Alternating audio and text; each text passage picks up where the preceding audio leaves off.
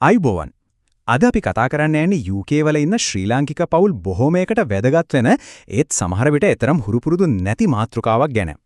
ඒ තමයි එක්සත් රාජධානියේ උරුම බද්ද නැත්නම් ඉන්හෙරිටන්ස් ටැක්ස්. මේක ටිකක් සංකීර්ණයි වගේ පෙනුනට හරියට තේරුම් ගත්තොත් තමන්ගෙන් පස්සේ පවුලේ අයට ඉතිරි වෙන දේපල ආරක්ෂා කරගන්න ගොඩක් උදව් වෙනවා. හිතන්න බලන්න කෙනෙක් ජීවිත කාලයම මහන්සි වෙලා හම්බ කරපු දේපල වලින් 140%ක්ම බදු විදියට රජයට යන්න පුළුවන් කිව්වොත් ඒක ටිකක් බය හිතෙන දෙයක් නේද? ඇත්තට මෙහෙම වෙන්න ඉඩ තියෙනවද? ඔව් ඒක තමයි ඇත්ත.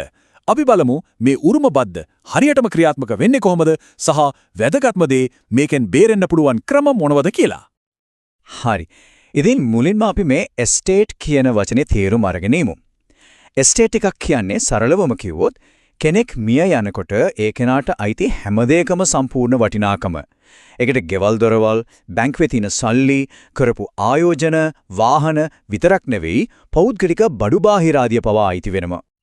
හොඳයි මේ තමයි අපේ කතාබහේ දල සැකස්ම. අපි මුලින්ම උරුම බද්ද ගැන මූලික කරුණු ටික බලමු. ඊළඟට අපිට ලැබෙන බදු නිදහස් සීමාවන් ගැන කතා කරනවා. ඊට පස්සේ තෑගි දීමෙන් බදු සැලසුම් කරන හැටි, ඒ වගේම විශේෂ සහන සහ භාර ගැනත් හොයලා බලලා බදු ගෙවීමේ ක්‍රියාවලිය ගැනත් කතා කරලා අවසානයේදී මේ හැමදේම කලින් සැලසුම් කරන එකේ වැදගත්කම ගැන අවධානය යොමු කරමු. එහෙනම් අපි වැඩේ පටන් ගමු මුලිකම දේවල් වලින්. මොකද්ද මේ උරුම බද්ද කියන්නේ? මෙන්න මේක තමයි හැමෝගෙම ඔළුවේ තියාගන්න ඕන ප්‍රධානම අංකය. 140. ඒ කියන්නේ කෙනෙකුගේ වත්කම් වල වටිනාකම નિયમિત බදු නිදහස් සීමාව පැනනට පස්සේ ඒ වැඩි වෙන හැම පවුන්ඩ් එකකටම පෙන්ස් 40ක් නැත්නම් 140ක් බදු විදිහට ගෙවන්න වෙනවා. ඉතින් මේ බද්ද අය වෙන්න පටන් ගන්නෙ කොතනින්ද? එස්ටේට් එකේ වටිනාකම පවුම් 3,25,000 ඉක්ම වූ තැන ඉඳලයි. හැබැයි මෙතන හරිම වැදගත් ව්‍යතිරේක කීපයක් තියෙනවා. කෙනෙක් තමන්ගේ දේපල ජීවත් වෙන කලත්‍රයට සිවිල් සහකරුට එහෙමත් නැත්නම් ලියාපදිංචි පුණ්‍යායතනයකට පැවරුවොත් ඒ කොටසට මේ බද්ද කොහෙත්ම ආදාළ වෙන්නේ නැහැ. ඒක සම්පූර්ණයෙන්ද නිදහස්. හරි. අර 140ක බද්දගඩ ඇහුම පොඩි කලබලයක් ඇති වෙන්න පුළුවන්. හැබැයි හොඳ ආරංචියකුත් තියෙනවා. මේ බද්දෙන් බේරෙන්න එහෙමත් නැත්නම් ඒක අඩු කරගන්න උදව් වෙන දීමන නැත්නම් ඇලවන්සස් කිහිපයක්ම රජයෙන් දීලා තියෙනවා. අපි බලමු ඒ මොනවද කියලා. මේ තියෙන්නේ හැමෝටම ලැබෙන මූලිකම බදු නිදහස් සීමාව. මේකට කියන්නේ නිල් රේට් බෑන්ඩ් නැත්නම් NRB කියලා. පවුම් 3,25,000ක් දක්වා වත්කම් වලට කිසිම බද්දක් ගෙවන්න ඕන නැහැ. මේක හැම පුද්ගලයෙකුටම හිමි වෙන අයිතියක්. ඒ විතරක් නෙවෙයි ඒකට අමතරව තවත් දීමනාවක් ලබා ගන්න පුළුවන්. ඒකට කියන්නේ Residence Nil Rate Band නැත්නම් RNB කියලා. මේක ලැබෙන්නේ කෙනෙක් Taman ජීවත් වුණු ප්‍රධාන නිවස Tamanගේ දරුවන්ට හෝ මුණුබුරන්ට වගේ ශ්‍රීජු උරුමකාරයන්ති පවරනව නම් විතරයි. එතකොට අරකට අමතරව තවත් පවුම් 1,75,000ක් බද්දෙන් නිදහස් වෙනවා. එතකොට බලන්න අර මූලික දීමනාවයි මේ නිවස සඳහා දෙන දීමනාවයි දෙකම එකතු වුණාම එක් පුද්ගලයෙකුට පවුම් 5,00,000ක් ඒ කියන්නේ මිලියන භාගයක් දක්වා කිසිම උරුම බද්දක් නැතුව තමන්ගේ පරම්පරාවට දෙන්න පුළුවන්කම ලැබෙනවා. මෙන්න මේක තමයි විවාහක ජෝඩුවලට තියෙන ලොකුම වාසිය. හිතන්න යුවලක එක්කෙනෙක් මිය යනකොට තමන්ගේ බදු නිදහස් දීමනාව සම්පූර්ණයෙන්ම පාවිච්චි කරලා නැහැ කියලා. එතකොට ඒ ඉතිරි වෙච්ච කොටස ජීවත් වෙන්න සහකරුට පාවිච්චි කරන්න පුළුවන්. ඒ කියන්නේ යුවලකට එකතු වෙලා පවුම් මිලියනයක්, ඒ කියන්නේ ලක්ෂ 10ක් දක්වා වත්කම් කිසිම බද්දක් නැතුව දරුවන්ට උරුම කරලා දෙන්න පුළුවන්. මේක ඇත්තටම හරිම බලවත් වාසියක්. හොඳයි. බදු නිදහස් සීමාවන් ගැන අපි කතා කළා. ඒ ඇරුණම තව ක්‍රියාකාරීව බදුබර අඩු කරගන්න පුළුවන් ක්‍රම තියෙනවද? ඕ තියෙනවා. ඒ තමයි ජීවත්ව ඉන්න කාලේදීම තෑගි දීම. මේක හරිම බුද්ධිමත් බදු සැලසුම් ක්‍රමයක්. උරුම බද්දෙන් සම්පූර්ණයෙන්ම නිදහස් වෙන පොදු තෑගි වර්ග කිහිපයක්ම තියෙනවා. උදාහරණ විදිහට හැම අවුරුද්දකම දෙන්න පුරවන් වාර්ෂික දීමනාවක්, කුඩා තෑගි, විවස මංගල්‍යයන් සඳහා දෙන තෑගි, තමන්ගේ සාමාන්‍ය වියදම් පියවුවට පස්සේ ඉතිරි වෙන අතිරික්ත ආදායමෙන් දෙන තෑගි සහ පුණ්‍යායතන වලට කරන පරිත්‍යාග මේ අතර ප්‍රධානයි. හරි. අපි මේ ටික එකින් එක ටිකක් විස්තරාත්මකව බලමු. හැම බදු වර්ෂයකම කෙනෙකුට පවුම් 3,000ක් දක්වා වටිනාකමක් තියෙන තෑගි බද්දෙන් සම්පූර්ණයෙන්ම නිදහස්ව දෙන්න පුළුවන්. ඒක ය අවුරුද්දේ පාදිච්චි නොකළොත් ඊළඟ අවුරුද්දට ගෙනියන්නත් අවස්ථාව තියෙනවා. ඊට අමතරව ඕනෑම කෙනෙකුට පවුම් 250ක් දක්වා කුඩා තෑගි දෙන්නත් පුළුවන්. හැබැයි අර වාර්ෂික දීමනාව දුන්න කෙනෙකුට මේක දෙන්න බෑ. විවාහයක් වෙනුවෙන් දෙන තෑගි දරුවෙක්ට නම් පවුම් 5,000ක් දක්වාත් ළඟම ඥාතියෙක්ට නම් ඊට අඩුවෙනුත් බදු රහිතව දෙන්න පුළුවන්.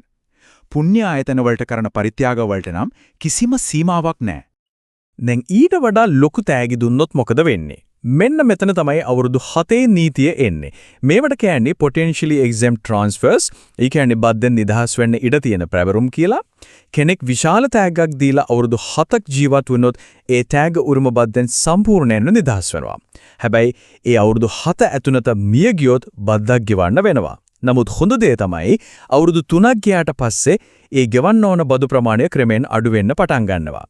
ඔයාලට පේනවා ඇති අවුරුදු 3ක් 4ක් අතර කාලයේදී 32කට බහිනවා. ඒ වගේ මේක දිගටම අඩු වෙලා අවුරුදු 7 සම්පූර්ණ වුණාම බිඳුවම වෙනවා. හරි.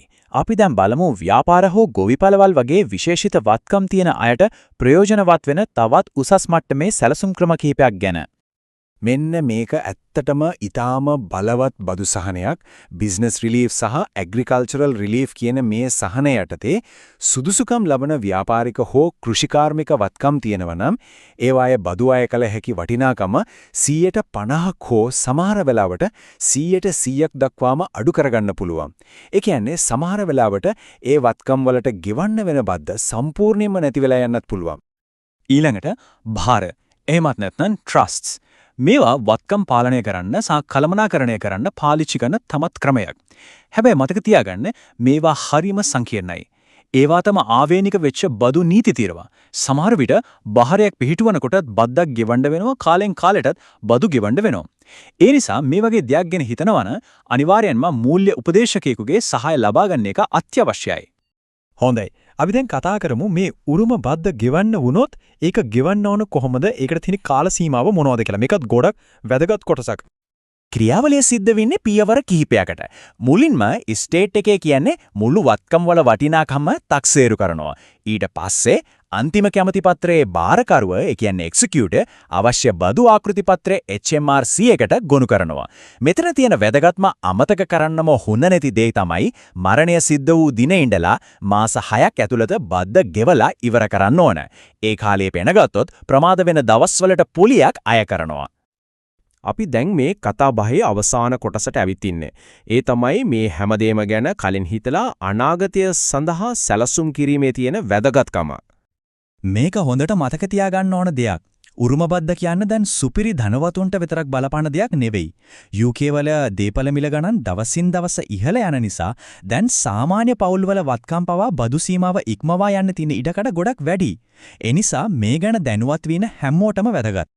අවසාන වශයෙන් මම මේ කාරණය අවධාරණය කරන්න කැමතියි. අද දවසේ කරන සැලසුම තමයි හෙට දවසේ ආදරණීයන්ට ලැබෙන උරුමය සුරක්ෂිත කරන්නේ. කලින්ම හිතලා බුද්ධිමත්ව සැලසුම් කිරීමෙන් අනවශ්‍ය බදුබරකින් තොරව ජීවිත කාලෙම මහන්සියෙන් හම්බ කරපු දේවල් Taman ආදරය කරන අයට ලබා දෙන්න පුළුවන් වෙනවා. The digital seal of sharing knowledge. API Magazine.